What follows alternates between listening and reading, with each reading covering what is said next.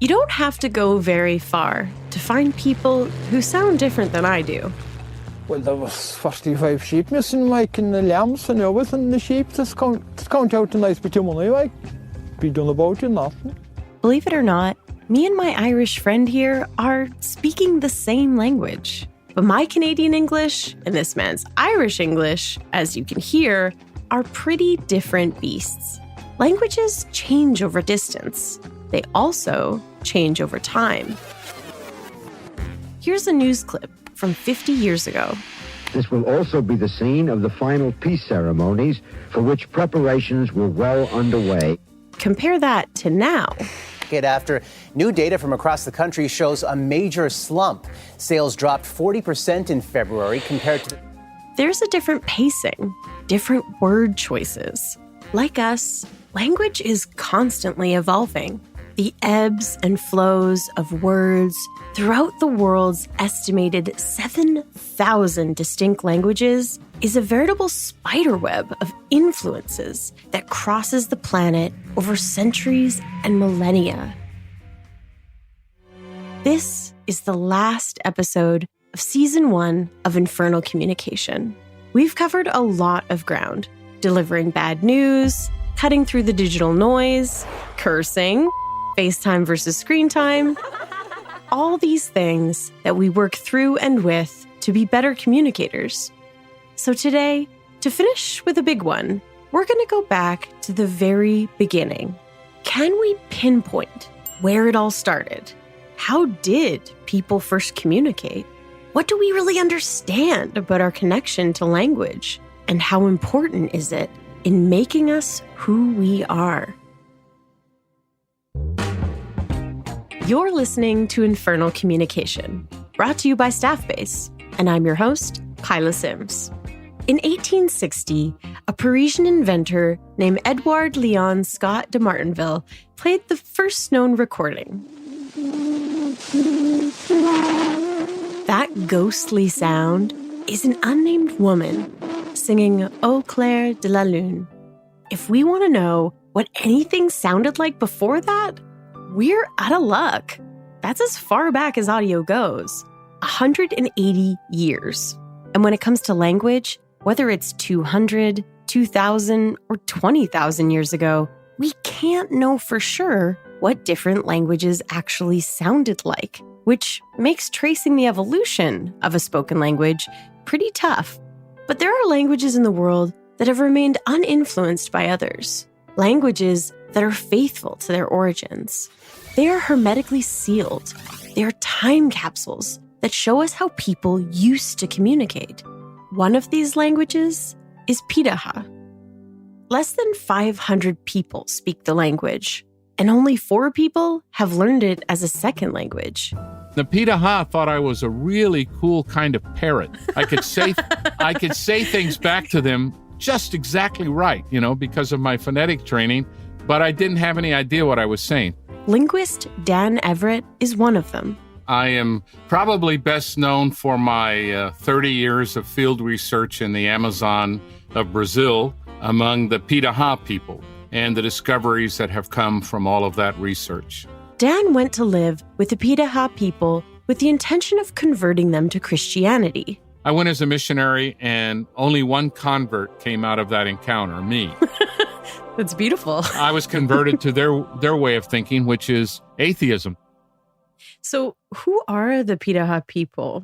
The Pidgin are a group of about 500 or so hunter-gatherers in the Amazon jungle. If you looked at a map of South America and you took out all the country boundaries, right in the middle of the Amazon jungle would be the Pidgin. They're smack dab in the thickest area along the Maisi River. They are a language isolate, which means their language is not related to any other known language. They're sort of like the Basque of Amazonia. They're not related to any other known language. Basque is not related to Spanish or French or German or any other Indo-European language, and Pidgin is not related to any of its neighbors. It has sounds that aren't found in any other language in the world. So where it came from, we're not exactly sure. And there have been a lot of efforts to figure these things out, but nobody's come up with a good hypothesis. They have a very unusual language. It has no colors. It has no numbers, no number words. Psychologists came from MIT, from Columbia University, from Stanford University, from the University of Miami at different times. And they all did experiments to try to show that they had to have numbers because many people believe that numbers are innate. Humans have to have numbers, but in fact, they don't. This doesn't mean the Piraha are not capable of learning numbers. I met a Piraha woman who only speaks Portuguese, who runs a store. And so she's making change and doing math all day long. So it has nothing to do with intelligence. It's a cultural decision. They just don't need numbers. When I described the sound system, just saying how they accent their words violated a lot of theories. So when you're studying a language that's never been studied, you will find things that people didn't imagine because we think we've developed theories that will predict whatever we're going to find in whatever language we look to study. But in fact, that's wrong. Languages are rich and they're full of all kinds of surprises, and they tell us more about what a human can be than we actually think we know. And so that's why fieldwork and preserving endangered languages is so important to me. I'm just imagining what it must have been like for you coming from the United States, a young man, going into the Amazon to meet these people. Can you describe what that experience was like when you first met them and first traveled to see them?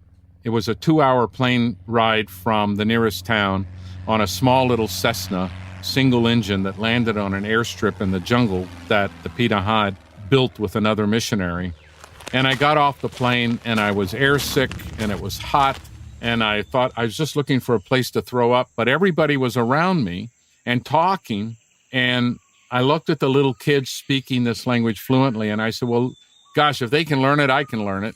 And so I just started taking notes and asking things in English. And I pick up a stick and say, what's this? And they say, eh. So I would write down eh. And I said, this probably means stick, because I had training in the International Phonetic Alphabet. That's pretty important training. And then I dropped it and I said, what's that? And they said, himige kaube. And I thought, well, that must mean the stick fell to the ground. And then, so you just start working from there. And the Piraha thought I was a really cool kind of parrot. I could say things back to them just exactly right, because of my phonetic training, but I didn't have any idea what I was saying. So they thought this was really funny. They taught me bad words at times, just to hear me say them. Yeah, that's kind of like the crux of learning any new language. It's like, okay, tell me the curse words. Yeah, exactly. It turns out their sense of humor is very much like mine. So we got along really well. So immediately we struck up a rapport and we became very good friends, which has lasted, half my life. By studying the Piraha, you found that the language didn't follow universal rules that had been established by other linguists. For example, it doesn't have numbers, colors, or use recursion, which is inserting phrases inside others, like Daniel Everett flew to London and talked about the story of his life. Finding these differences, what does this say about the foundations of the way that we communicate with each other? What does this say about what we think we know about human communication? To me, the simple lesson is that we're really smart. We're just really smart, and we use inference, and we make symbols through our culture, and we agree on what those symbols mean, and we can make the grammar more complicated or less complicated, and it has different functions. A more complicated grammar is useful for some cultures because it communicates more information per sentence, and it eliminates a lot of ambiguity. It removes the need for a lot of inference, where a simpler grammar relies more on inference. Although I should say that the Piraha, although their grammar is simple compared to English grammar, and English grammar is simple compared to Latin, for example, the Piraha verb structure is far more complex. So in English, we only have 5 verb forms. Take an example: sing, singing, sings, sang, sung. So that's English's 5 forms. Hit isn't even that. It's hit, hits, hit, hit, hit. That's all we have for that verb. Spanish has maybe 40 or 50 different verb forms. But Piraha has as much as 65,000 possible verb forms. Whoa. So their verb structure is incredibly complicated. And one reason they don't need such complicated syntax is because the verb, without recursion, expresses a lot of what they need. But still, they rely tremendously on inference, because I know what all the parts of the pitaha verb means after all my years there. Mm-hmm. But even now, when I hear a verb, I sometimes have to write it down and figure it out and then infer what all that together means, because I'm still not the native speaker I would like to be. That's very interesting. I have another, a more like philosophical question for you. Do you think that understanding the origins of language can benefit us in a complex world of communication, in our modern day communication? Yes, I do, because if you learn through the study of our evolution that it was with symbols that we got kicked off into this linguistic world that we now inhabit, then we realize the power of symbols and how symbols can go across languages, and how it is that language is what our species is about. We're the talking species. Mm-hmm. There's no other species besides us that talks for a living or writes for a living, that uses symbols. So you look at Homo erectus. What happened to them when they got language? What were they able to do? What did this do? The formation of society, the formation of culture. Communication through language is what gives us peace. It's what gives us war. It's what makes us feel united. It's what divides us. It's the most powerful force that humans can marshal. And one hopes that it can be used to our benefit to develop our understanding and not to push ourselves farther apart with misunderstanding. I love that. We take it for granted, how powerful it is. And we take it for how complicated it is. You know, in some of my classes, I give students examples of how complicated their language is, and they didn't even know that. You know, they know how to do it. They don't make errors. And yet, how hard is it to teach this to somebody? It's really hard. Mm-hmm. And yet we learn it, and we're natural at it. And it's what makes us who we are. So it's really exciting. I've never tired of it. I've been studying language for over 40 years now. And if I have another 40 years, I probably don't, I will be studying language the whole time. Okay. So all season, we've been digging into how to communicate better in different situations. Dan Everett is really getting to the heart of why. It's the foundation of society and culture. It's what unites us. It's what divides us. It is our most powerful tool. We have a need to study and understand our world, so we create frameworks and rules. But our rigid understanding of how language is supposed to work is only a guideline. People like the pitaha are going to do it their own way, with beautiful results.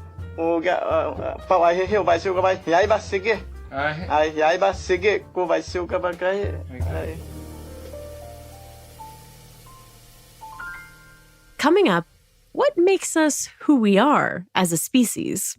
Let's see what answers we can find looking at 65,000-year-old art. You're listening to Infernal Communication, a podcast brought to you by Staffbase, where we dive into the deeper conversations happening behind some of the biggest comms problems and puzzles that impact organizations and beyond.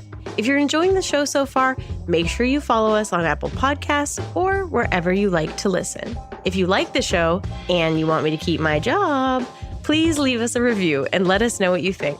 You can also check out the show on our website by going to infernalcommunication.com.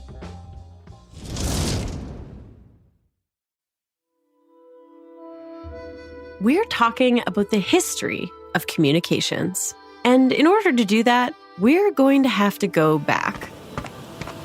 Real far back. Even further. Keep going. So far back that you should picture yourself at the end of the deepest, darkest cave that you can imagine. We're back here for a reason, because this is the best place to find Genevieve von Petzinger. I'm literally like half cave troll. Genevieve is a paleoanthropologist. She studies the oldest art in the world. She's also the author of The First Signs, Unlocking the Mysteries of the World's Oldest Symbols. Depending on how you like to spend your day, she has one of the coolest jobs in the world. I mean, other than mine, of course. I guess you can't be claustrophobic and like my job. I either am working in caves and investigating really old art that our ancestors made, or I'm climbing mountains, or sometimes I'm hiking across deserts. I study ancient art from the Ice Age, but I don't just look at the art because it's pretty. I'm really interested in trying to understand, when did we become us? What does this art tell us about the modern mind, about the origins of writing, of speaking, communication? It's a very small field, and we're all super busy doing really interesting stuff. And you know, there's this whole big wide world that needs to be documented, right? Oh, that's so wonderful. So I want to talk a little bit about these caves. Can you walk us through what it's like exploring these kinds of caves? Like, what do they look like? What do they sound like? What does it feel like when you go inside? What sort of things do you find? Oh, man. I'll tell you about Ardales. Ardales is a phenomenal cave in southern Spain. Ardales is one of 3 caves. The art in there is at least 65,000 years old. I mean, at that point, there wasn't even modern humans in Europe, right? So this is like the best evidence we have so far that Neanderthals made art, which is incredibly exciting in its own right. Obviously, again, I should disclose I am Team Neanderthal, which means I do think they made art. Because, I mean, there's so much evidence of Neanderthals being like us. So Ardales in particular, it's in the side of a mountain, fairly near the ocean in southern Spain. When you enter caves, it's almost like you've entered a different world. As you walk in, the sound of the outside world just kind of gone. And you're in this space where it's like almost negative sound, like it's so quiet. And yet you can hear like the drip of individual drops falling. The sounds of our feet are really loud, but it's this really special space. It definitely feels like you've entered another realm. It is like walking into Wonderland. Everything has these huge calcite formations coming down. And so they look like chandeliers, like frozen chandeliers coming off the ceiling, or like frozen rivers. Like everything is this incredible, it's either gray or white. And just there's something about that cave where there is so much glittery quartz, like tiny bits of quartz and everything. The whole main chamber, when you walk down and you get down to the level of the cave, the whole chamber glitters. It's one of the craziest things I've ever seen. What makes Ardales really special is that there's red marks on some of these huge formations, like they were marking the formations. There's handprints. So, you know, sometimes you get these incredibly elaborate pieces of art. Other times you get like tiny little doodle carvings. Like it's so fascinating to see as well, the sheer variety of things they were doing in there. Like, I think that's the big thing that sometimes people get a little bit confused about. I think they use art the way we use art. Like in the sense that I think it was a part of their lives, and you've got everything in there from the Louvre to like some naughty graffiti in the bathroom. Like I think the whole run of it's there. To me, that's what makes the art so powerful, is that everybody has to survive, right? Like we all need stone tools. Mm-hmm. Why are they making art? You don't need art, right? And so it's like a way to peek inside their minds, to get some insight into like, how are they seeing the world? What was important to them? What are they drawing? Are they trying to leave messages for each other? Or even like really special stuff. This fall, I was in a cave in northern Spain in Aragon, and there was an infant handprint in there. Yes, I'd never seen one that small before. And so somebody had dipped their baby's hand into the paint and then put it up on the wall, like up high. And there was like another little hand nearby that was probably a 3 to 4 year old. And then there was some grown-up hands. So it was like a whole family. Like that was like just this really beautiful moment again. And then I'm literally standing exactly where they stood. It's really one of the privileges of what I get to do. I love that image of like the baby's hand, because it reminds me of like when little kids go to preschool and kindergarten and we get them to do their little handprints and stuff like that. It's like, they're just like us. You know, I think that's kind of what I'm trying to understand, right? Is about 300,000 years ago, the first Homo sapiens appear on Earth. And now again, it's not like one day it was Homo erectus and then some mom gave birth to a Homo sapien baby, right? It's like a gradual change. But by about 300,000 years ago, there are people walking the planet who They look like us. They have the same brains as us. The question, though, is, well, could they think like us? It's so interesting to try and figure out where and when did they start tapping into these capacities. And then I think the other big thing for me with the art, too, is I'm really interested in like the origins of like storytelling. When did we start telling stories? And I think that we're seeing some of those oldest stories in the world on those cave walls, which blows my mind to think, maybe this is an ancestor, maybe this is a goddess, maybe this is a story that's like really important for this particular tribal group. So seeing those intangible things that are so often hard to capture, it's like we're peeking through a keyhole and then we're trying to rebuild the entire world from that. But we just get these little glimpses of like, oh, wow, look at the way they thought about the world. Look at the way they behaved. They're so like us, and yet so many things we don't know.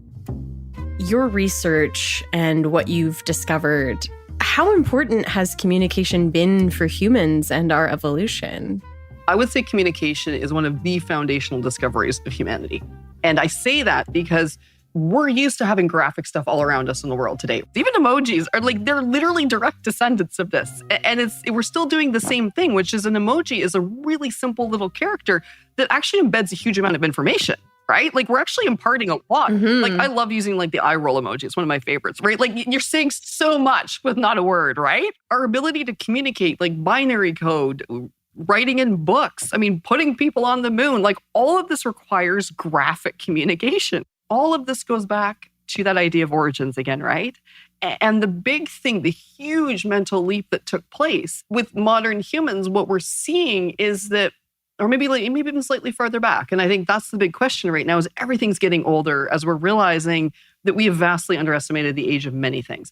But somewhere back in time, somebody made the big cognitive shift of like, we don't just have to talk face to face and then that thought is gone.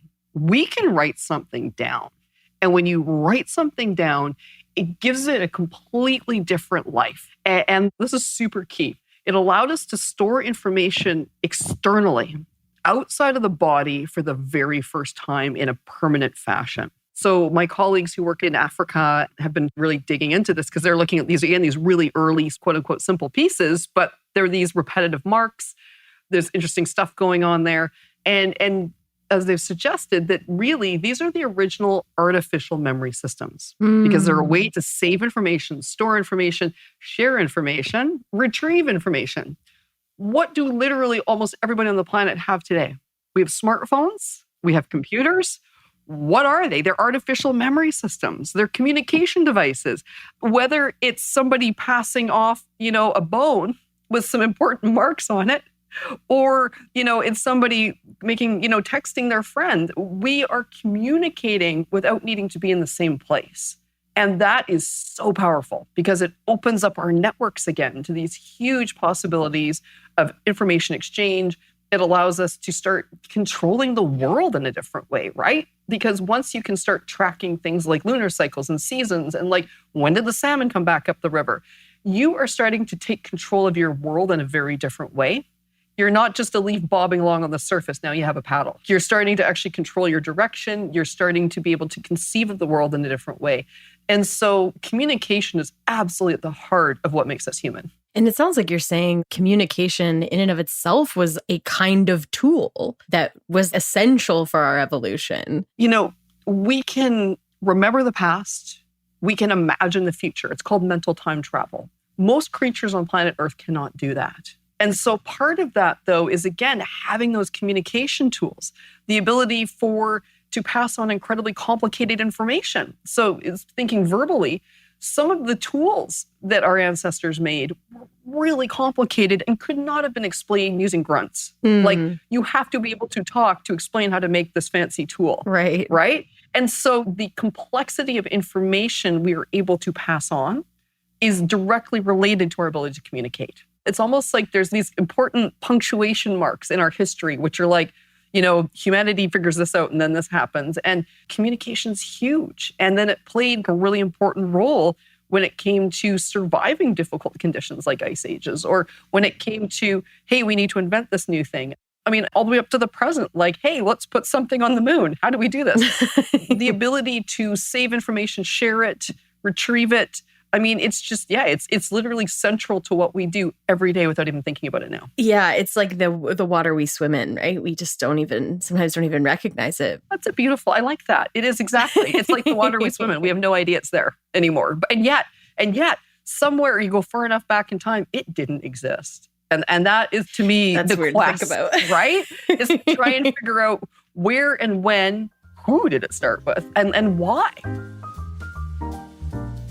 How does learning more about the past of communication benefit the modern world in your perspective? So I think there's a couple ways. Honestly, we're starting to realize that the Western way of seeing and being in the world, there's things about it which are incredible. I love technology. I use it all the time. I love the ability to speak and work with colleagues on the other side of the planet. So I'm not anti-Western stuff. At the same time, we have not managed everything with our planet necessarily that well, right? And so in that sense, It's a polite way to put it. Yeah. It's very, very diplomatic of you. The thing is, though, is that we've kind of always, in recent years, we've really privileged the Western way of looking at the world, right? Like, we're like, this is the way to do it. And what we have not paid attention to is these huge, deep bodies of knowledge that exist in different Indigenous cultures around the world. Yeah. And so part of this is recognizing that, yes, I study really old stuff, but I am also part of a living story. And so the work that I am doing is very much transitioning into this more global positioning in a way where it's like I am wanting to work with these partners and saying, hey, how can we support you as you take control of your own cultural heritage again? How do we help you do this? There is so many things that could be just, that those who forget history are doomed to repeat it, right? And it's like these stories, these cultures, all of this information that is embedded in communication, I mean, this is the soul of humanity. And so, I think it just behooves all of us to do our absolute best to make sure that as little as possible is lost, because it benefits all of us. I love that. Well, Genevieve, this has been a wonderful conversation. Thank you so much. Oh, it's been a pleasure.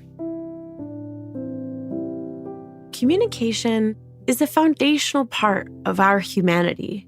What a way to better understand our history and what motivates us than continual attempts to be understood and to understand each other.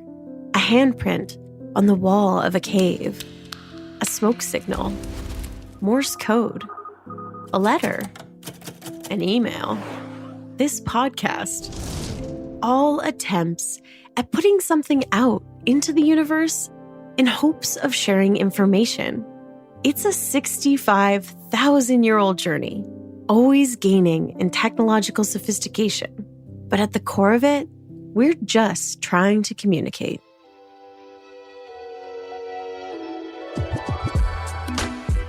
Today, our guests were Genevieve von Petzinger, a paleoanthropologist and author, and Dan Everett, linguist, author, and Pitaha scholar. I'm Kyla Sims, and this is Infernal Communication, brought to you by Staffbase, with production support from Jar Audio. As this is the final episode of Season 1, I'd like to thank all of our guests who have appeared on the show and shared something of themselves with us. I'd also like to thank our listeners. I really hope that you've learned as much as I have and had as much fun.